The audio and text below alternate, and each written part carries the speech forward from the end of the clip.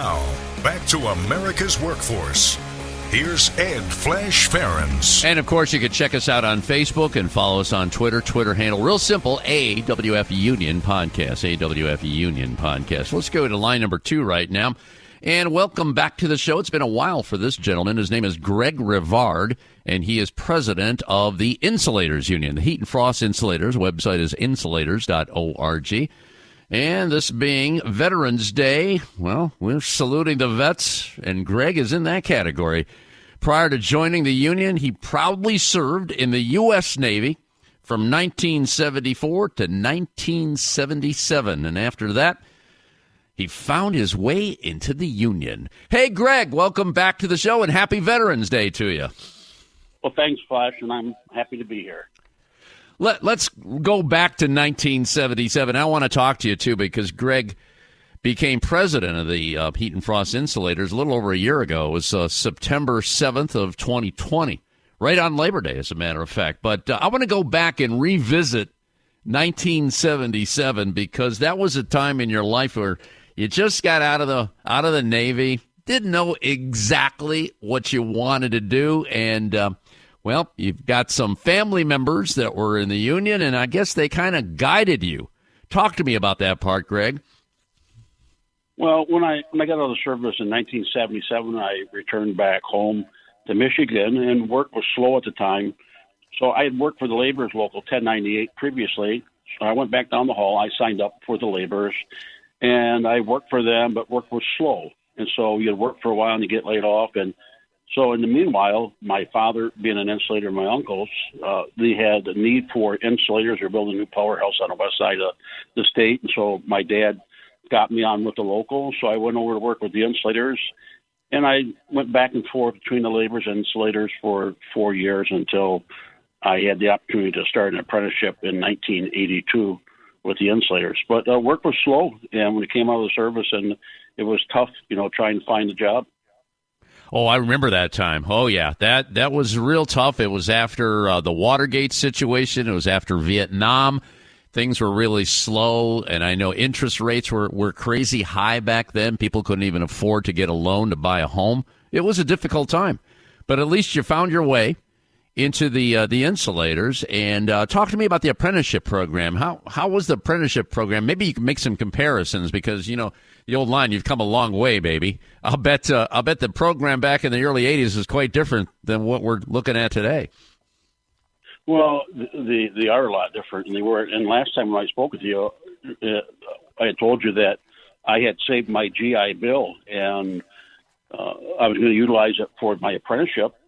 You could use that, or you could go to college, and college wasn't going to work out for me because we travel with work, so you could never complete classes. But as I was taking my apprenticeship and going through the training, I was notified by the federal government that the local did not properly register our program, and I had to pay all my money back, and it was a hardship. I was married and starting a family. So that's what got me involved in the union, and I said that we were going to run a program, and it was going to be registered with the BAT, and we're going to put efforts in there to have a first-class apprenticeship training program. And we were successful getting that program registered and funding the program. And today it's just as good as any other program throughout the country. And so we're proud of the accomplishments that the local has made, and we're in compliance with the Bureau of Apprenticeship Training. That's good. So it took a lot of hard work, a lot of dedication, but you got it on track. That's certainly good to hear. Well, Greg, I want to talk about this being Veterans Day and the fact that you're a vet, and there's a lot of vets that do listen to this show. We appreciate that, and they, too, might be looking for a career. So talk to me about getting into the insulators. And I know you got a relationship with Helmets to Hard Hats, don't you? We do. We have a great relationship with Helmets to Hard Hats, and us, along with the other building trade unions, we're always in need of quality people to come and fill the ranks of our apprenticeship programs. And we daily, if you look at the international website, we have ads out there where we're accepting apprentice applications throughout the U.S. and Canada. And right now it's no different. We're all competing for good quality candidates, and the people who come out of the service, I mean, they're a great candidate. I mean, they've been in the service, you know how to take orders.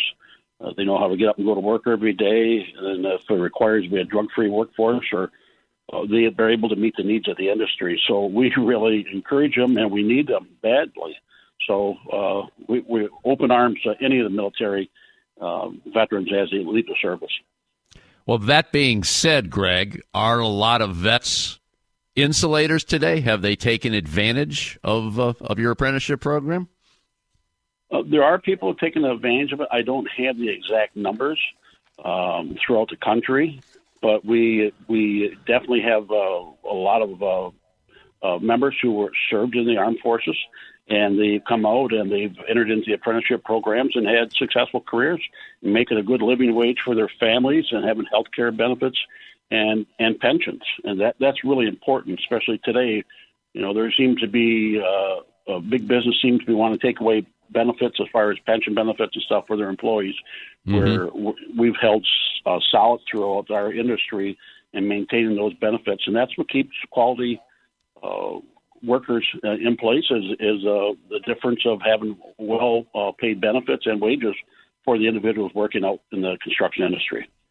Greg, if you don't mind, I'd like to talk about the profession itself. And you know this, Pete Almini, who heads the Labor Management Trust on behalf of the Heat and Frost Insulators, talks about the career itself. And you know what's going on with climate change and the fact that insulators, when you bring the Heat and Frost Insulators, technically you're dealing with that because you're saving money. You're insulating what needs to be insulated. You're conserving money. And a lot of businesses are getting that. I'm just wondering now with what's going on, and plus we got this new infrastructure bill that's soon to be signed by President Biden, I guess next week, and I'm sure you had a glimpse of that.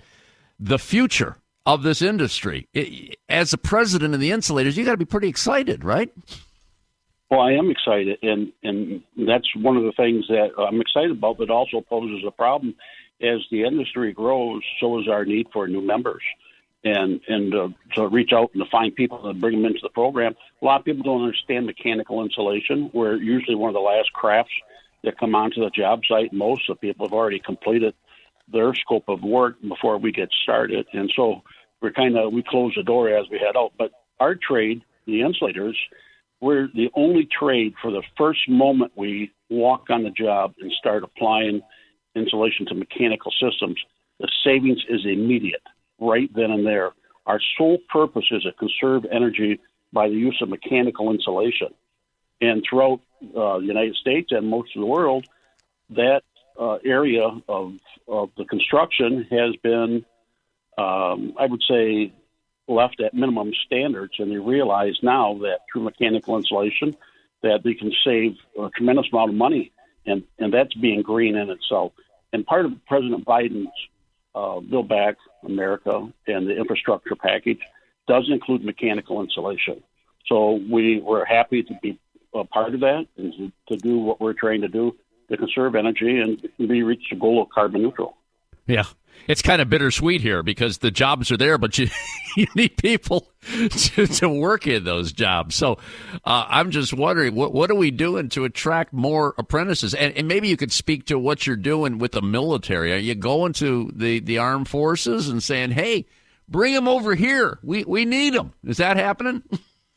Yeah, it does. It does happen. It's being done mostly through the building trade unions and through open interview processes that allow veterans to directly apply to the local unions, by the internet. That information is available, our international website. If you're looking for a career, you can get on insulators.org and you can find out whatever area of the country you're at, contact the local unions, let them know that you're interested in applying for membership, and the interview process will start and take people in. We have like different areas of the country that have more work than others because it's construction and it varies. But there's a lot of work that we do too that's maintenance work. That those jobs, once the construction project has been completed, they convert over to maintenance work where we have long-term employment for our members who work on those sites, such as powerhouses and chemical plants and refineries and hospitals and any other type of industry that would use our services.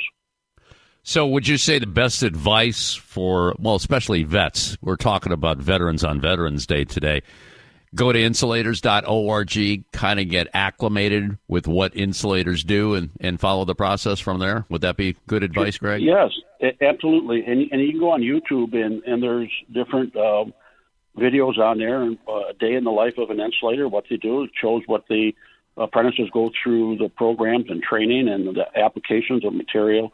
So there's a lot of that information that's available on the Internet, and then you just have to do is, zero in on what area of the country that you're living in or you hope to live in, and contact that local union, and the process will start. Greg, I'll be honest here. I never learned so darn much about mechanical insulation until I started doing the interviews with Pete Almini. I tell you, that guy, it's like a professor talking to me every month here on America's Workforce. So I definitely love that guy, and I'm sure he's a big part of what you do on behalf of the Heat and Frost Insulators. Let's talk about the last year here. On September 7th of 2020, you became president of the Insulators. Quite an accomplishment there. And I would just like you to review real quick the past almost year and a half now. How do you feel about it? Well, the last year and a half has flew by. I have to say that. And it was not an easy time to take over with COVID. We've lost 38 members to COVID so far that worked out in the field, and it's put a hardship on our employers and our members as well. If we had to transition into doing our work in a different manner, which we have. We had closed down our office. Matter of fact, we're in the process right now of remodeling the office so everybody can be socially distanced and the employees can report to work and work in a safe manner, come home to their families without having to worry. But it's been a very difficult time, and I've had the assistance of Doug Gamble, who was the General Secretary Treasurer, and he's done a great job, and along with our General Executive Board. Our Constitution requires that the General Executive Board meet twice a year.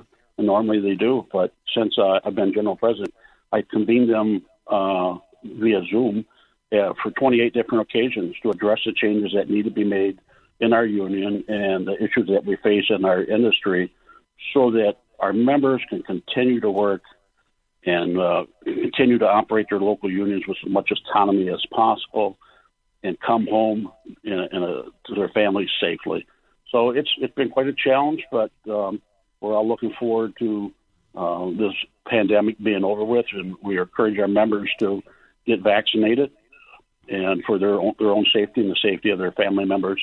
Many of the job sites throughout the country now are requiring employees to be vaccinated to work in those areas, and so it's something I think that's the new normal that we're going to have to face and deal with. But yeah, the last year has been it's been a good year. It's transitioned well, and I'm very thankful for the help that I've gotten through our General Executive Board and everybody that within our international union. Yeah, it sounds like it was a lot of hard work and a learning experience for yourself as well. So it's good to hear. It's good to hear. Yeah, it couldn't end quick enough, this pandemic. I'm done with it. I'm done with it. I'm sure you and all the insulators are at this point. Well, Greg, I'm going to leave it on that note. One more thing. Any parting words here? This being Veterans Day, anything you want to say about the veterans that work as insulators or veterans in general? Go ahead. Well, I just want to say thank you to all our members, both in the United States and Canada, who have served in the armed forces. We appreciate the sacrifices that you've made. And we are our new winter journal here our fall journal that we just published. They have over 3,800 names of veterans who have served, and we're proud to honor them, and we want to thank them. And I tell everybody, tomorrow when you're on the job site, and if you see someone who served in the armed forces, take a moment and thank them for their service, and be respectful of those who have passed to give us a freedom that we enjoy today. Well said, my man. Greg, you take care. Thank you for serving our country. Greg Revard, president of the Insulators, Heat and Frost Insulators. Website is insulators.org. You take care, stay safe, and we'll talk down the road. Okay, brother? Thanks, Flash. You take care, pal.